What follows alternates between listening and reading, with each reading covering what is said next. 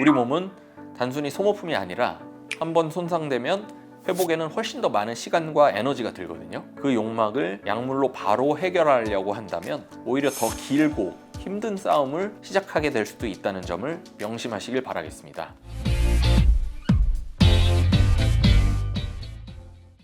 안녕하세요. 감량비책 이지승 원장입니다. 이전 영상에서도 위고비에 대해 한번 다뤄본 적이 있었죠. 위고비는 기적의 비만 치료제라 불리면서 그 인기가 정말 뜨거운데요. 그 인기를 저도 현장에서 실감을 하는 게 저희 병원에는 최근에 외국인 분들이 꽤 많이 내원을 하시는데요. 다이어트 설문지를 보면 기존에 해본 다이어트 방법에 대한 문항이 있거든요. 여기에 위고비나 삭센다와 같은 세마글루타이드 주사제를 경험해봤다고 체크하는 분들이 거의 10명 중 7명 이상이 될 정도로 최근에 정말 많이들 이 주사를 맞고 오시는 것 같습니다. 하지만 그 인기와 더불어서 처방받은 환자분들이 늘어나면서 시간이 흐를수록 기존에 수면화되지 않았던 부작용들이 나타나면서 문제점도 보고되고 있는데요. 오늘은 이 위고비에 대해서 조금 더 깊고 진지하게 얘기해 보겠습니다. 최근에 유튜버 빠니보틀님이 직접 경험한 위고비 투여 후 증상을 공개하면서 많은 분들이 충격과 함께 고민에 빠졌습니다. 빠니보틀님께서 위고비 주사를 맞고 10kg 체중 감량에 성공했다는 기사가 노출됐는데요. 이게 이슈화가 되면서 정작 본인은 나는 광고 모델도 아니고 위고비와 아무 관계도 없다. 그리고 주변에 위고비 맞고 부작용을 겪는 지인들이 많아서 걱정이 된다. 본인 역시 최근 속이 울렁거리는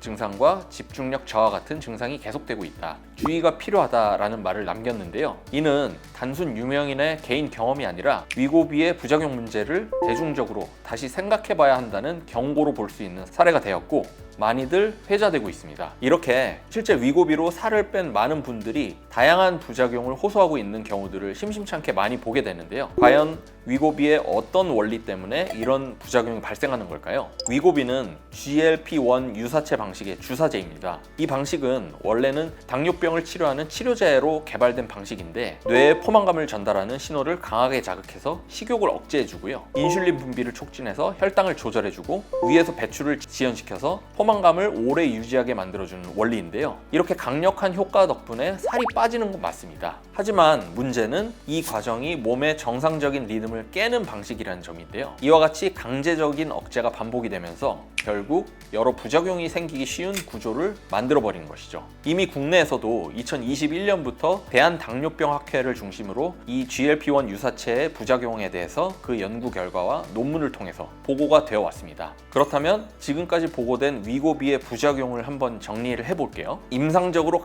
가장 흔하게 보고되고 있는 부작용은 메스꺼움과 구토, 복부 팽만감, 변비 등이 있고요. 최근 사례에서는 더 다양한 부작용들이 보고되었는데요. 무기력감이라든지 집중력 저하, 그리고 기분장애, 우울감과 감정 기복과 같은 신경계나 정신과적 문제까지도 꾸준하게 언급이 되고 있습니다. 실제로 위고비의 미국 FDA 승인 문서에도 소수이지만 자살 충동이라든지 정서적 불안감과 같은 이상 반응 보고 사례가 있다 라는 내용이 포함되어 있습니다. 그리고 빠니보틀님이 언급한 속 울렁거림이라든지 집중력 저하와 같은 증상은 단순히 위장 문제라기보다는 GLP-1 계열 약물이 위주신경과 자율신경계를 교란시키면서 생기는 불균형 신호로 볼 수 있습니다. 좀 더 깊이 살펴보면 GLP-1 유사체 계열의 약물, 즉 위고비나 삭센다와 같은 주사제들이 췌장염이나 췌장 기능 손상을 유발한다는 경고는 이미 여러 가지 논문에서 제기가 되고 있습니다.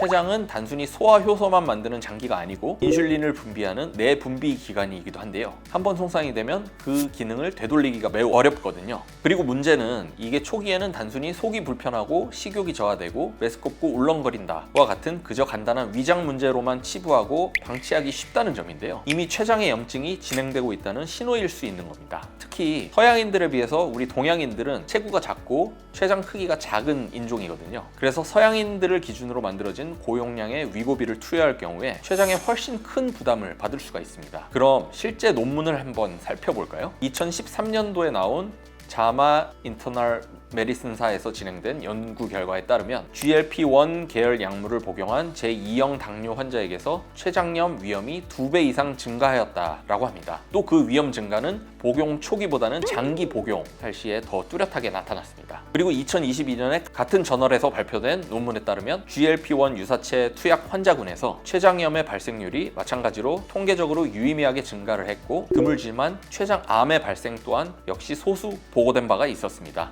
이 밖에도 최근 새롭게 주목받고 있는 부작용이 바로 시력 손상인데요. 최근 한 연구에 따르면 위고비가 시력 손상에도 영향을 끼친다는 연구 결과가 나왔거든요. 위고비의 주요 성분인 세마글루타이드를 복용한 일부 환자들에게서 비동맥성 전방허혈성 시신경 병증이 발생한 사례가 보고되었습니다. 이 병증은 시신경에 혈류가 부족해서 시력이 갑자기 손실되는 안과 질환인데요. 녹내잔 다음으로 실명 요인으로 높은 영향력을 차지하는 중요한 병증입니다. 특히 세마글루타이드를 처방받은 환자 중 이 병증의 발생 위험이 높아졌다는 연구 결과가 나오면서 안과 학계에서도 경각심을 높이고 있는 상황입니다. 위고비는 분명 식욕 억제 효과와 체중 감량 효과가 탁월한 약물입니다. 하지만 명확한 적응증에 따라서 철저한 사전 평가와 함께 그리고 적절한 의료진의 관리 하에서만 제한적으로 사용되어야만 합니다. 빠니보틀님처럼 나는 별 생각 없이 써봤다가 후폭풍이 컸다는 분들이 점점 늘고 있는 추세인데요. 우리 몸은